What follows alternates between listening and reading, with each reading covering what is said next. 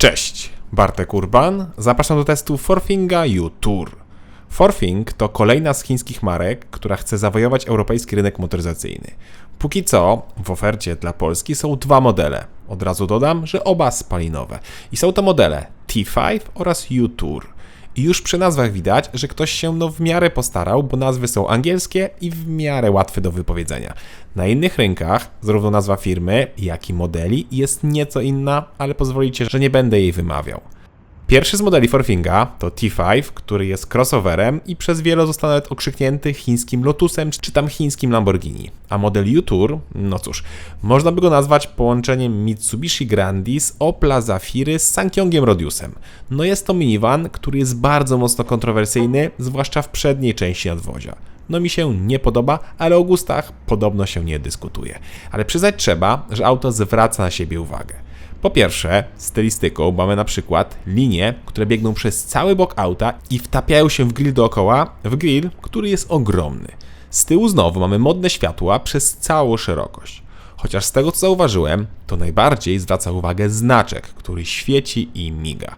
Znaczek z lwem na masce, który to jest logiem Forfinga. Czyli teraz nie tylko Peugeot, ale i Forfing mają lwa.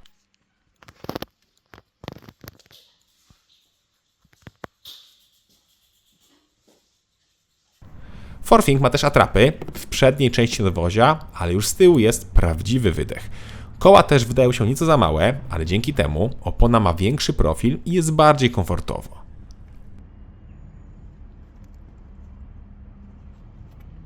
Pora więc na wymiary. Długość U-Toura to 4,85 m, szerokość to 1,90 m, a wysokość 1,71 m. Rozstaw osi to 2,90 m, a prześwit to 12,5 cm.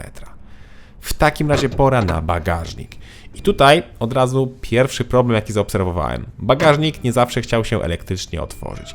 Nawet tutaj na filmie widzicie, że słychać jak mechanizm pracuje, ale nie podnosi klapy, jakby coś się zacinało.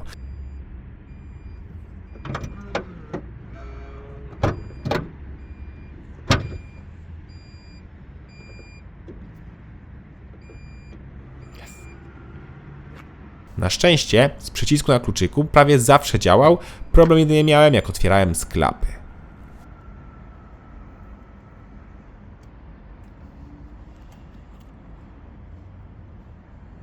A po otwarciu kufra wita nas trzeci rząd siedzeń i bagażnik o pojemności 234 litry. Jest drugie dno, gdzie jest mały schowek, który to można wyjąć i coś tam jeszcze upchać. Co ciekawe, jest też koło zapasowe, ale podwieszone pod autem. Miło. Miło też, że kanapa ma regulację oparcia, więc delikatnie możemy zwiększyć bagażnik, jak mamy ten trzeci rząd. Choć oczywiście największy bagażnik jest, jak położymy oparcie. Wtedy przestrzeń to 1086 litrów, ale prawdopodobnie liczona do dachu. No i tutaj mamy pierwszy duży problem, bowiem bagażnik nie ma rolety ani górnej, ani poziomej. Czyli nie dość, że z ulicy widać wszystkie nasze bagaże, dodatkowo przy hamowaniu wpadają do kabiny, jak nie są zabezpieczone. No to jest naprawdę słabe. Wsiadamy więc do kabiny. I tutaj pierwszy duży plus.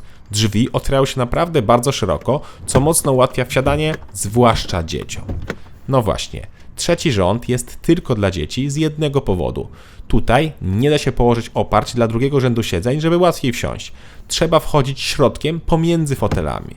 I co ciekawe, te fotele przesuwają się na boki. No to jest świetne. W ogóle wnętrze wygląda bardzo luksusowo, prawda? Jest tylko jeden problem. W kabinie śmierdzi. Śmierdzi chińskim plastikiem i to jest jedna z największych wad tego samochodu.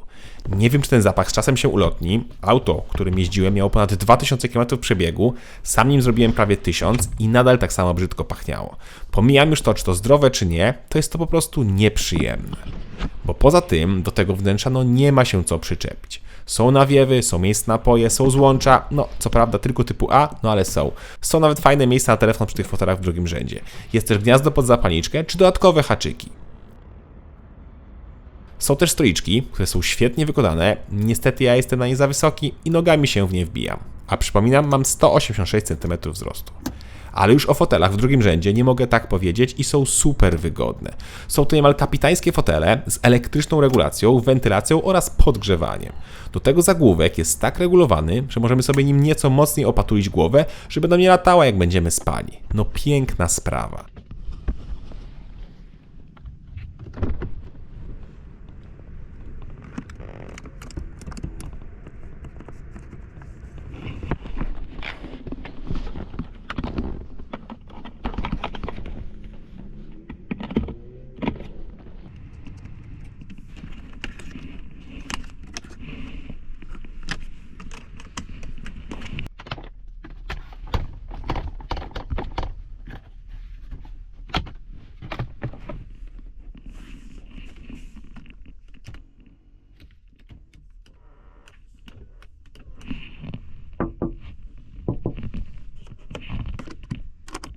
To, co mi jeszcze nie pasowało, to ta twarda tabliczka z nazwą marki, która jest na wysokości łopatek i ciągle mnie uwierała. Być może ja mam jakieś dziwne plecy, no ale wkurzało mnie to. A ta plakietka jest zarówno z tyłu, jak i z przodu. Fotel z przodu też jest elektryczny i poza wentylacją i podgrzewaniem ma też masaż. Kolumna kierownicza jest już regulowana manualnie. A, i z przodu też drzwi się szeroko otwierają. Swoją drogą, dźwięk zamykania jest też ładny.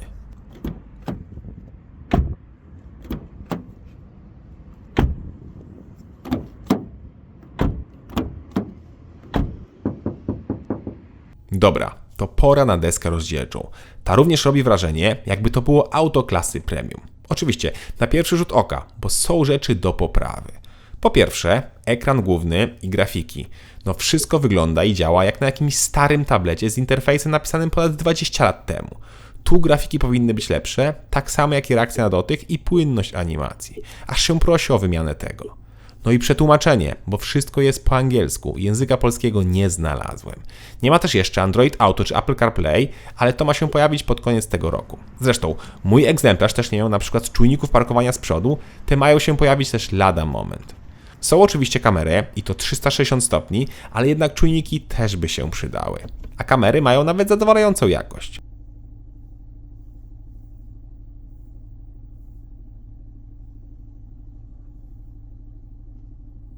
A wracając do Android Auto czy Apple CarPlaya, to jest możliwość używania go nawet teraz, ponieważ ForThink dla egzemplarzy, które jeszcze nie mają wbudowanej takiej funkcjonalności, dorzuca takiego specjalnego dongla, dzięki któremu możemy podłączyć się ze swoim telefonem.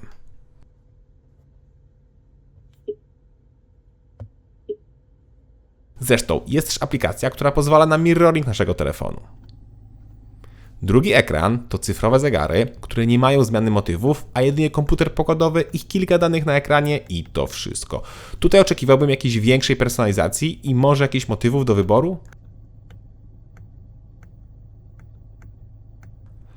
Materiały też mogłyby być nieco lepsze, ale tak naprawdę w tej cenie to nie ma na co narzekać, poza zapachem. Zresztą posłuchajcie spasowania.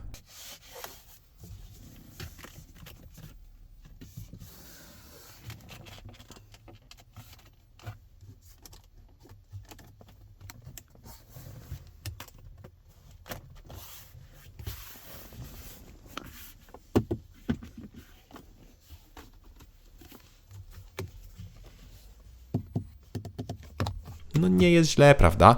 Czuć, że są to gorsze materiały, ale moim zdaniem wstydu nie ma. No i jest też sporo schowków i na przykład bardzo fajne złącze do telefonu. To znaczy tutaj na środku jest ukryte miejsce, gdzie możemy wpiąć swoje przypięcie do telefonu. No przydaje się i jest to świetne miejsce. W kwestii spasowania to trochę szkoda tego piano black na drzwiach, ale już na tunelu środkowym tego nie ma, jest tylko plastikowy marmur. Zresztą góra deski też ma chyba przypominać skórę, a ta skóra jest oczywiście plastikowa. Zresztą drewno też jest plastikowe.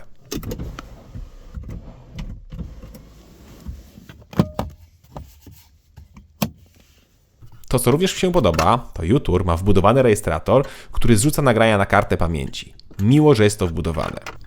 Niemiło za to, że składanie lusterek jest ukryte na ekranie głównym.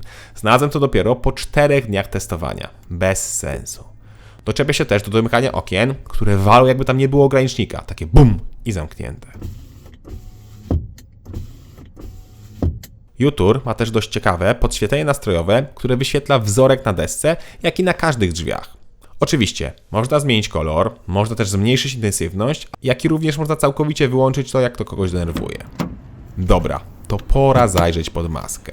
Póki co wyboru nie ma i jest tylko jeden silnik, czyli benzynowe 1.5 turbo, 4 cylindry o mocy 177 koni oraz 260 Nm. Jest to silnik od Mitsubishi. Do tego jest zawsze skrzynia automatyczna dwusprzęgłowa o 7 przełożeniach firmy Magna, czyli również znany i sprawdzony producent.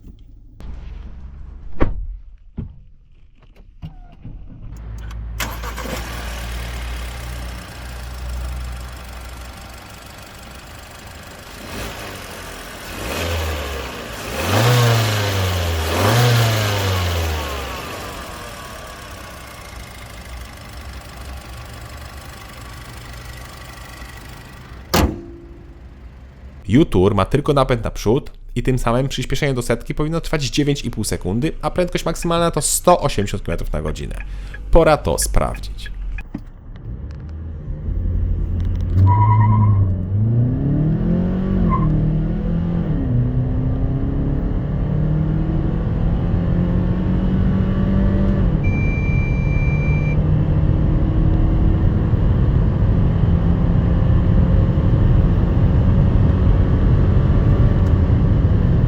Wynik to 9,7 sekundy, czyli niemal to, co podaje producent.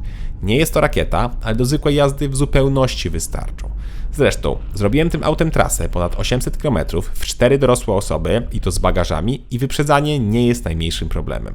Co prawda, skrzynia biegów ma opóźnienie, ale da się do tego przyzwyczaić.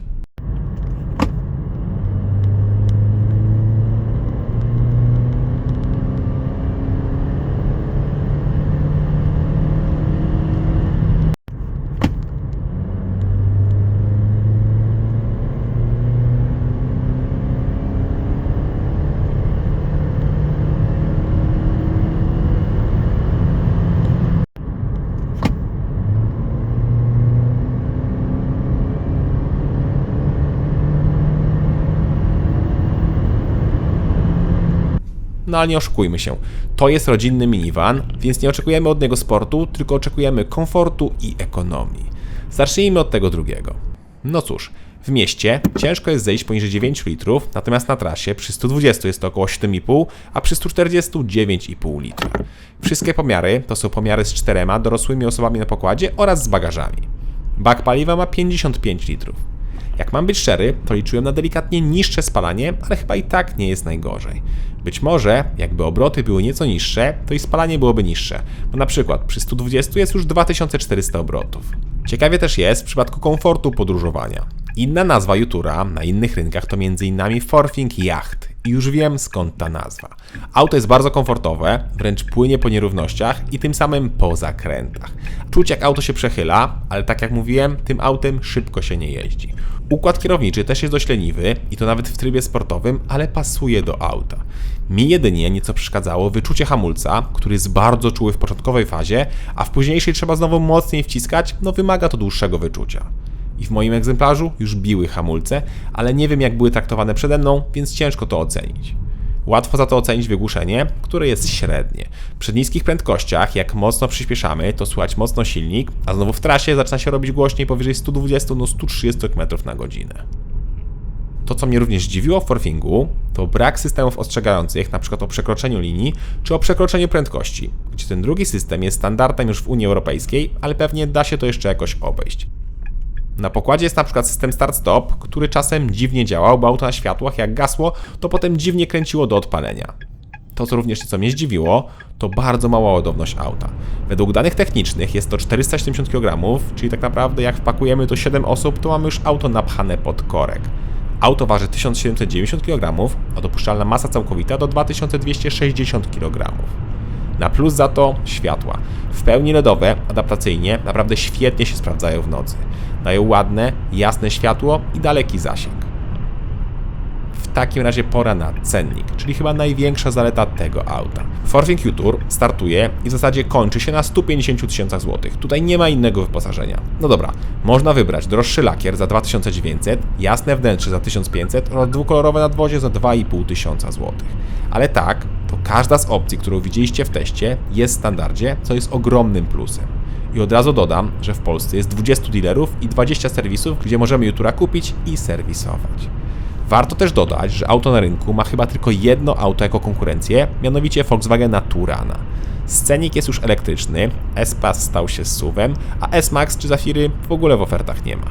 I co ciekawe, cennik Turana startuje od 2000 zł mniej niż Jutur, z tym, że ma 150 koni, a nie 177 oraz manualną skrzynię biegów. Też w podstawie ma silnik 1.5 4 cylindry turbo. Cena Turana z automatem to już 158 000 zł i wciąż mówię o podstawie. Jeśli skonfigurujemy auto podobnie, to Turan będzie kosztował około 180-190 000 zł, czyli o 30-40 000 zł więcej niż Jutur. Niby dużo, ale na przykład po 3 latach, jak będziemy chcieli sprzedać Turana oraz Jutura, to może się okazać, że Turana sprzedamy z większym zyskiem, bo spadek wartości Forthinga będzie większy.